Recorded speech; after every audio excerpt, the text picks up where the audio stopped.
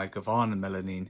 Welcome today to what is a review of sorts of the Silmarillion illustrated edition, and also a kind of a mini review of the Silmarillion in general, because I haven't spoke about the Silmarillion for some time on the channel, and it's a book that's quite dear to me. It is a reading experience that I took upon myself before starting this channel. I decided I wanted to read The Lord of the Rings again, but I wanted to read first the Silmarillion and the Hobbit directly before the Lord of the Rings, and it was a huge benefit, I think, to the reading experience generally. So I'm going to talk today a little bit about the release of this. This has been out for some time. It's the Silmarillion illustrated edition, illustrations and paintings by the author. Again, this was obviously put together and edited by Christopher Tolkien, son of J.R.R Tolkien. Tolkien actually had somewhere between we believe around 600,000 words written for the Silmarillion. He believed it would probably be edited by the editor down to about 400,000 words. And what we got in the end was effectively 130,000 words edited and selected by Christopher Tolkien to give us quite a brief compendium, really, to lead us into the Lord of the Rings. So if you didn't want to read the 10,000 plus pages that Tolkien put together as the basis of his world and his races and going into the Lord of the Rings, what we have here is almost like a best of collection in the Silmarillion. Let's talk a little bit about this illustrated edition and the pricing. So first of all, this could cost you up to about $60, or as low in the UK it's about £30 to £45. I think I paid just over £30 for this personally. I think the recommended retail price is closer to $45. In the US that might be $50 to $60, but you can get this on a deal. Do not expect to necessarily pay that much. I think in the US it was probably, if you shop around, you might be able to get this for $40.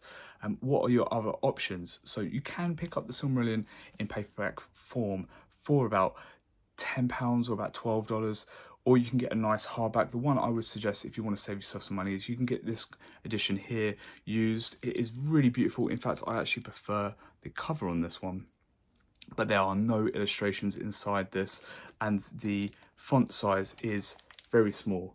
It's very small font inside here. But you have got the full 130,000 words in here of the Silmarillion. This will set you back roughly half. Expect to pay around $25 or about 18 to £20 in the UK for this, in good condition hardback. That's what I would suggest you go with if you cannot get yourself either the leather luxury edition, deluxe edition, or this illustrated edition. So what are the bells and whistles you're going to get in this illustrated edition? So first of all, we have a really lovely kind of shiny embossed dust jacket here, really nice. You've got the kind of Tolkien scribe on there. You've got the sprayed edges with some lovely elven on the sides. It is in a funky green colour, but it's still appreciated. The naked hardcover as well, really beautiful stuff. It's hard to do it justice, and my camera's probably not good enough, but it is a lovely naked hardcover. So if you're not one for dust jackets, do not get put off. This is one of the most beautiful naked hardcovers for sure. It comes with a map. Just inside we have a map of Beleriand. Not too fancy, but in line with Tolkien's original illustrations. That's the point of this volume, is to get through to you the kind of original vision of the author.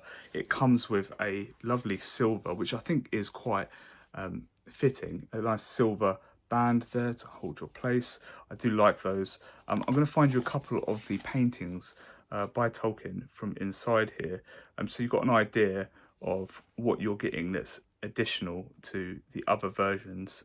I'm managing to flick past them. So actually there is that painting from the front cover of the other version. There are some lovely colour paintings here throughout. There are several of these, more than a dozen, and all of the chapter headings are in colour as well. It's beautiful stuff. You've got some sketches by Tolkien in here, just showing Mordor that time. We also have like family trees that were penned by Tolkien in the back. It's really beautiful stuff. It's nice to have these extras. Here we go. Here's a second map here. This is a nice colour one. It's really nice to have these extra feelies. I think it really helps with the reading experience. Personally, I love physical books. This is, if you're going to get a physical book, this is the type you might want. So let's talk a little bit about the Silmarillion as a reading experience. So I feel personally, this is kind of like part Bible, part history text, and part sagas. So what you're really getting here is almost like Tolkien's Genesis from the Bible, where we find out how the world and the gods come to be. Then we go into really how the races came to be, so it's kind of almost like a history text. Yes, it's a big info dump, but if you're a Tolkien fan and you're wanting to read into Middle-earth, then that kind of info dump is welcome. It's we pore over these details at the end of the day as fans, so that's still welcome, though it can be a little bit dry for someone that is new to Tolkien and Middle-earth. A lot of this stuff was written a very, very long time ago. Please be aware that Tolkien started writing in this world well over 100 years ago, so it may not be in the style that you're necessarily used to. It has been very well edited, though, by Christopher Tolkien. But the real draw is the Great Tales. They are in, I would say, an abridged format here. So you can read any of the Great Tales. Most of them tend to be around 70, 80,000 words a piece. So obviously they couldn't all be in here in full form. So if you're wanting to read the Great Tales separately, by all means do. But if you want a kind of abridged versions of the Great Tales, they have the same weight. You get to go through the same events and acts with those characters in the Silmarillion that you do in the Great Tales, but they are in abridged form. And they are really high quality, really kind of like Greek tragedies. There's a lot of betrayal in there and heroism. It's really, really top stuff. And it lays a really strong foundation, I feel, for the rest of your Middle-earth reading. If you go on to read The Hobbit, or if you go on to read Lord of the Rings, I think the Silmarillion is an essential reading experience to take on before those. I absolutely love the Silmarillion. The prose is luscious and glorious in the Silmarillion. It's some of my favourite of Tolkien's writing in here. I'd actually give the Silmarillion a 4.2 out of 5.